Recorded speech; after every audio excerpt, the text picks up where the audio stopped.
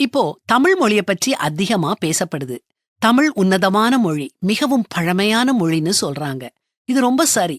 இன்னைக்கு தமிழ் மொழியோட ஒரு சிறப்பு அம்சத்தை பற்றி நான் சொல்றேன், கேளுங்க. தமிழ்ல எண்களே ஒரு வித்தியாசமான வடிவமைப்பு தான்.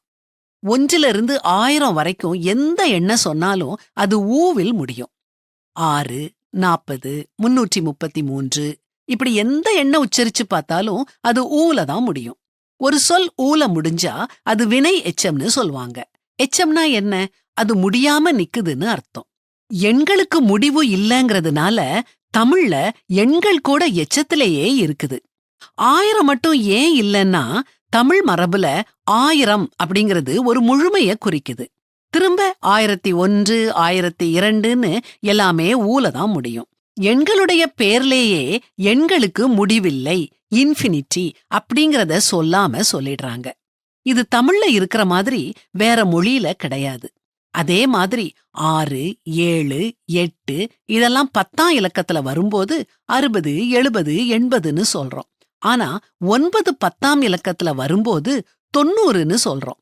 100 வர்றதுக்கு முன்னாலேயே 90 வந்துருது.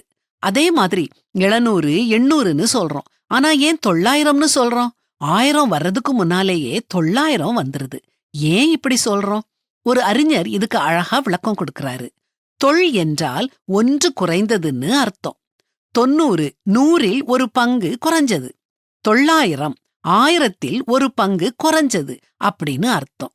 இந்த அழகு தமிழ்ல மட்டுமே இருக்கக்கூடிய அற்புதமான விஷயம். அதே மாதிரி தமிழ் பைபிள்ல எழுதப்பட்டுள்ள வசனங்கள் எவ்வளவு அழகா இருக்குது. வார்த்தைகள் நமக்கு ஆறுதலும் தேறுதலும் நம்பிக்கையும் அளிக்குது.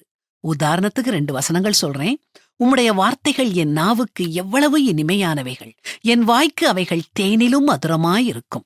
அவருடைய கோபம் 1 நிமிஷம், அவருடைய தயவோ நீடிய வாழ்வு. சாயங்காலத்தில் அழுகை தங்கும், விடியற்காலத்திலே களிப்புண்டாகும். இப்படி சொல்லிட்டே போகலாம். இப்படி ஆறுதல் கொடுக்கும் தமிழ் பைபிள் நம்ம கையில இருக்கிறது எவ்வளவு பாக்கியம் இல்லையா?